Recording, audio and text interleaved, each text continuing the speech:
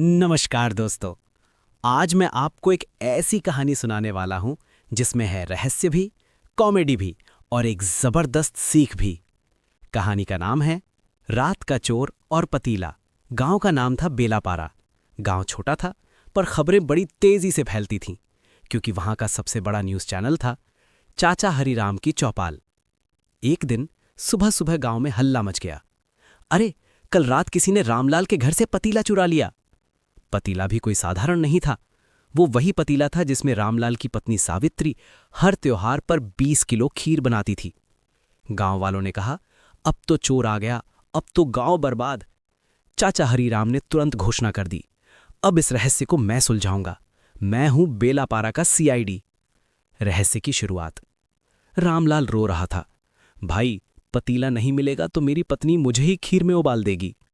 चाचा हरीराम ने गंभीर होकर कहा, चिंता मत कर, मैं सबूत ढूंढूंगा। सबसे पहले चाचा हरीराम ने घर का निरीक्षण किया।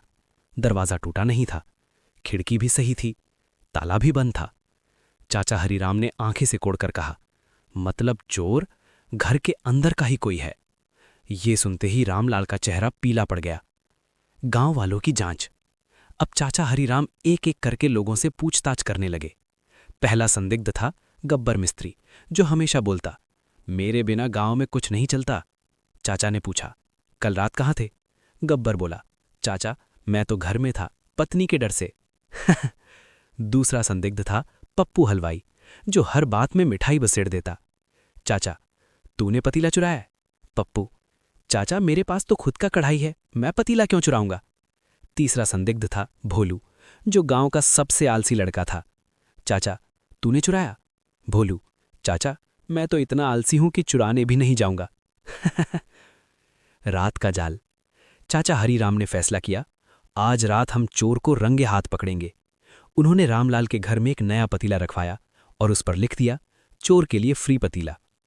फिर चाचा और 4 गांव वाले छुपकर बैठ गए। रात के 12 बजे खट खट आवाज आई। सबकी सांसें रुक गईं।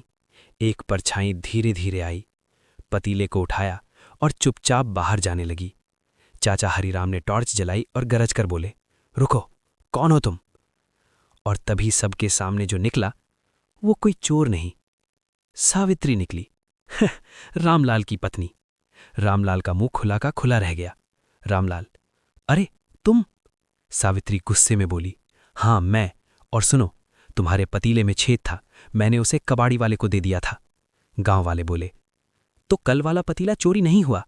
सावित्री, चोरी नहीं हुआ, तुम लोग बिना पूछे ही शोर मचाते हो। और ये चाचा हरीराम खुद को सीआईडी समझते हैं। असली ट्विस्ट। तभी कबाड़ी वाला आया और बोला, चाचा जी, वो पुराना पतीला तो मैंने वापस कर दिया था क्योंकि उसमें नीचे से छेद था, पानी भी नहीं टिकता। सब चौंक गए। चाचा हरीराम ने पूछा, तो पतीला गया कहाँ? कबाड़ी वाला बोला, अरे वो तो भोलू ले गया। सबने भोलू को पकड़ा।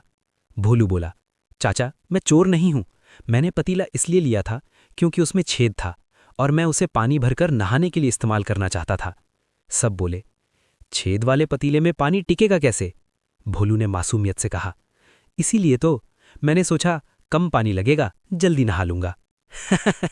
पूरा गांव हंसते हंसते लोटपोट हो गया।